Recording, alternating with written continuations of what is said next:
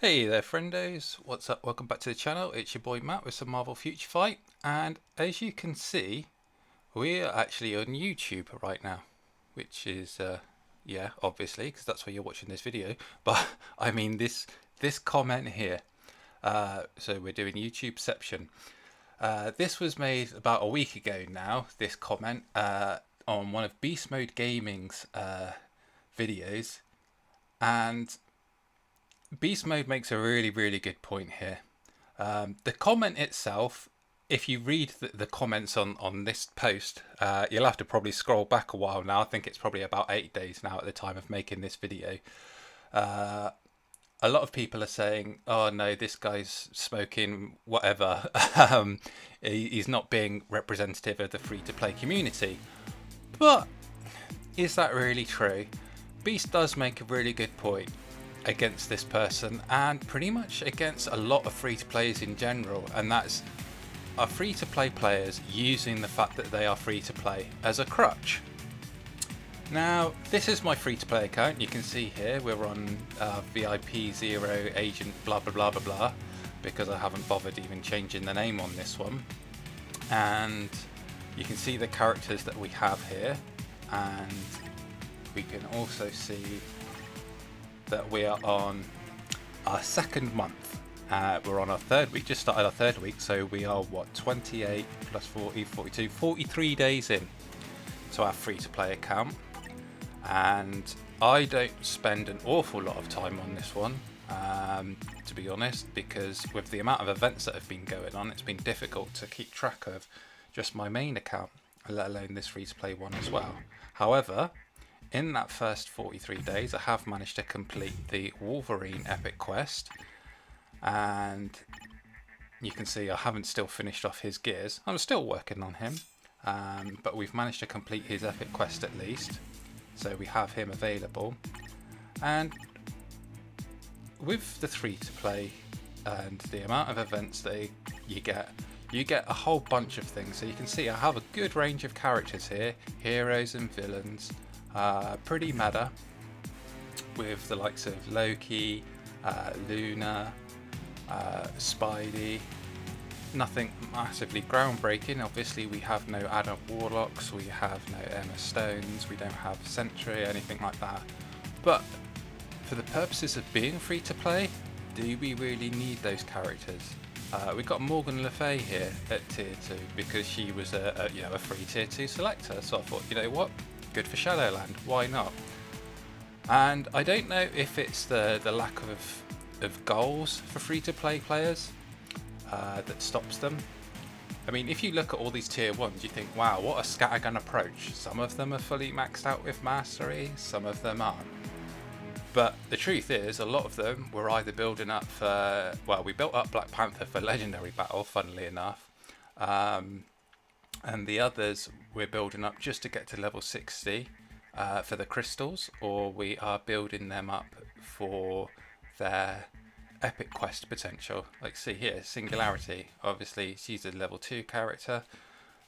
Why waste time with her? She's got no uniform, she's terrible. Well, we're going to get them all to 6 stars and level 60 for the 60 crystals, that's why. So even though you could say, oh well, you could use her bios on pushing one of your characters, you actually, funnily enough, you do get enough. Now you can see up I'm building Icarus at the moment, he's my main one. I have foregone doing the Sentry epic quest because it's really expensive for a new player. But you can see here, look at my latest achievements.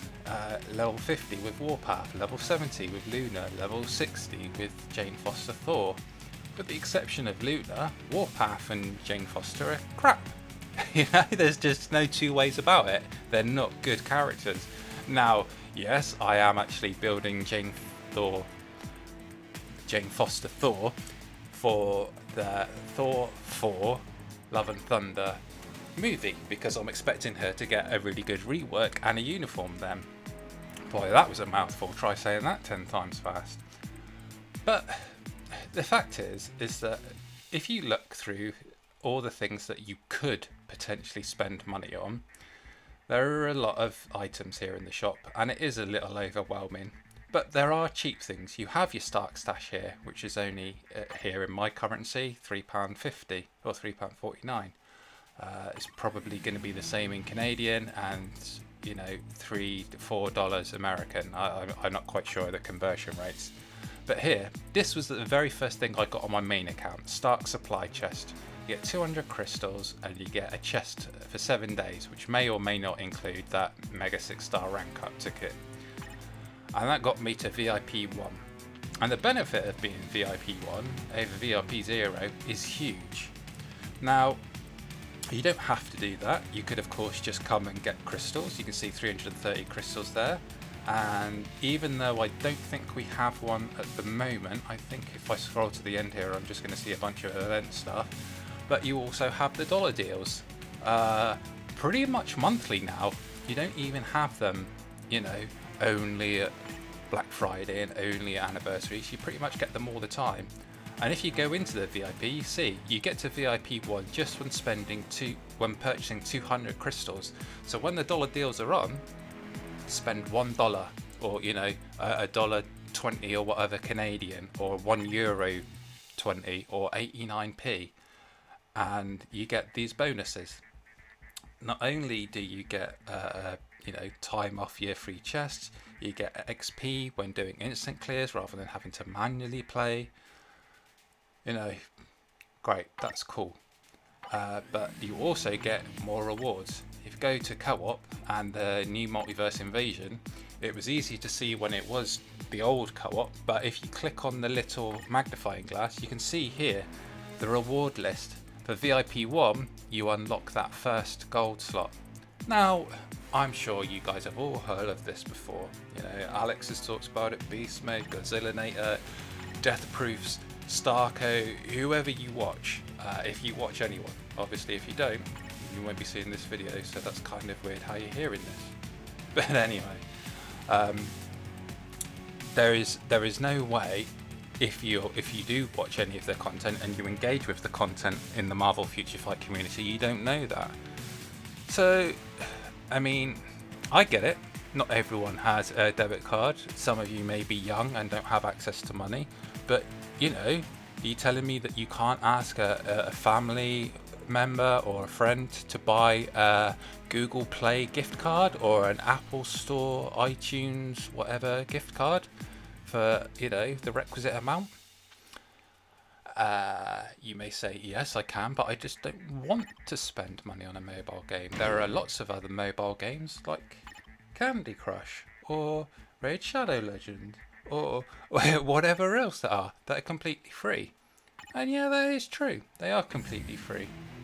As you can see here, I'm working towards doing all the epic quests for the Eternals, because even though they're not free, they cost crystals, and it's a goal to work towards. You know, it's a medium-term goal. I'm not working on Sentry because even though I've got the materials, it costs so much just to get into 2 stars, and by the time he's actually useful, isn't going to be till at least minimum 5 stars. The amount of time I spend on that, I could have built up another couple of tier 3s. Now, for new players who are just coming into the game, if you skip through the content and you don't really read all the Shield Academy stuff and the guided quest stuff, maybe it is a little confusing. But if you do pay attention and you do read that stuff, you get a bunch, all the tier 2 characters I have, with the exception of ones from Epic Quests, and with the exception of Cap, Iron Man and Black Widow, they're all ones that I got from the tier 2 guided quest. So they give you the materials you need to get them there. You know, the game is so much easier and is so much more forgiving nowadays than ever before.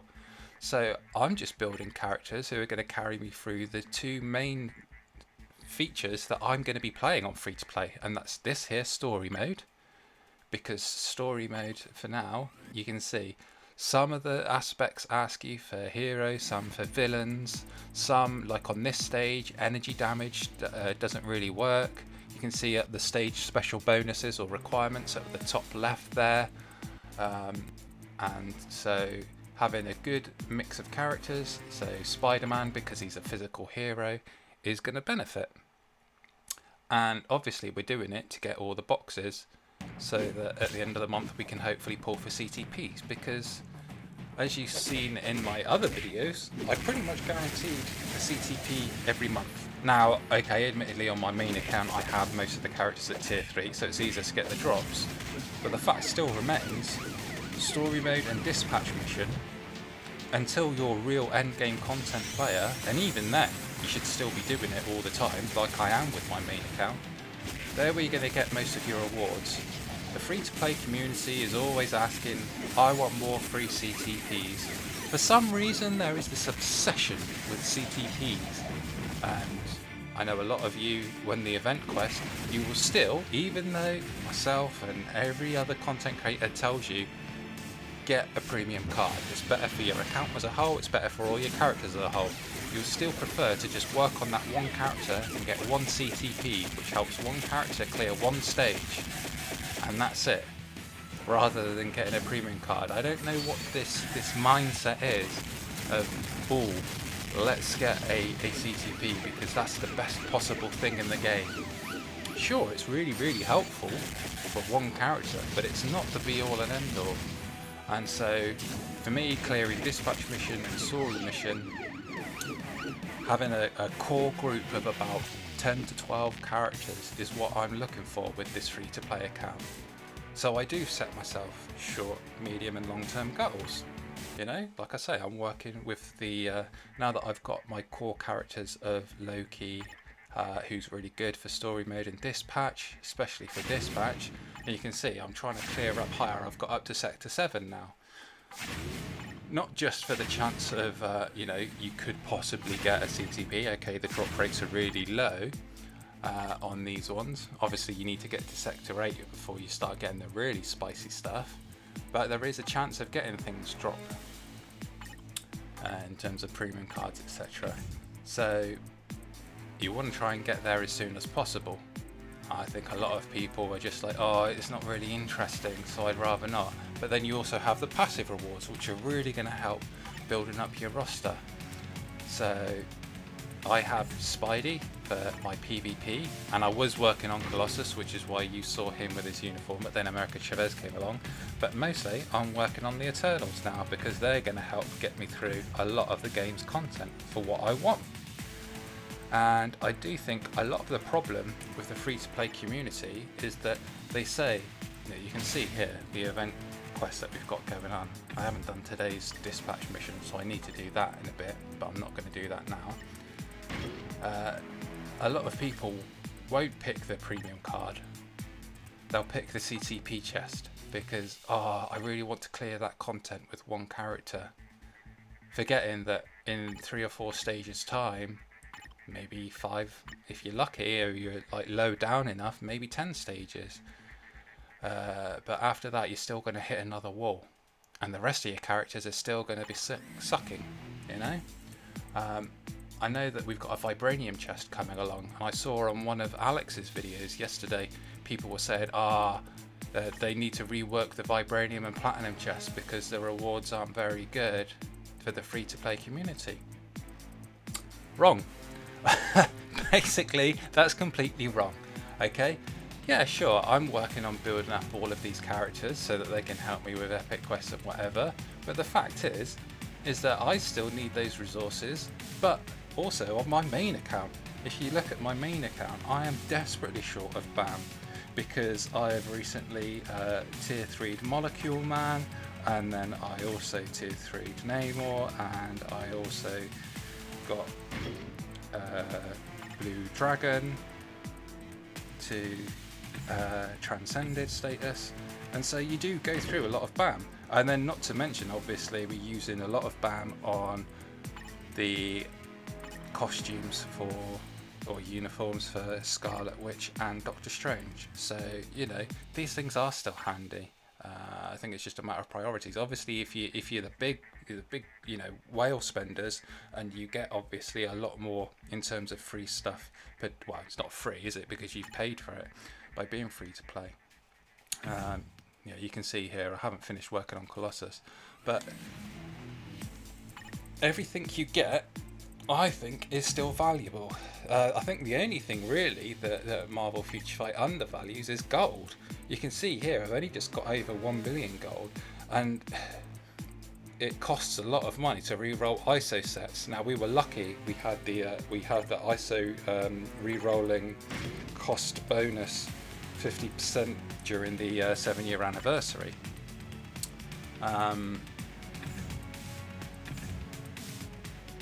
And whilst I've got the new uniform for Colossus, I haven't re-rolled his ISO set because obviously now America Chavez has come along, and his new uniform, his Hellfire Guardian uniform, is useful, but it's not as useful as his Phoenix Force was. So it's a bit of a shame there. So I'm kind of stuck between should I finish him or should I just finish America Chavez and then get her uniform in the next update. But you can see, like, some people, they'll have like a Luke Cage and then they'll go and spend a bunch of money on his skills just so that they can get through one stage of Shadowland. Now you can see here, my Shadowland, I've only got as far as stage 21 in the like 5-6 weeks that I've been playing it. Some characters I can do solo, and I try to solo with characters as much as I can just to push, because obviously, yeah, they are some good first time rewards, but it's not worth spending a bunch of money just making one pretty mediocre character good enough to clear one stage of Shadowland just to get that one reward, and then the characters that you should be building you don't have any gold for suddenly.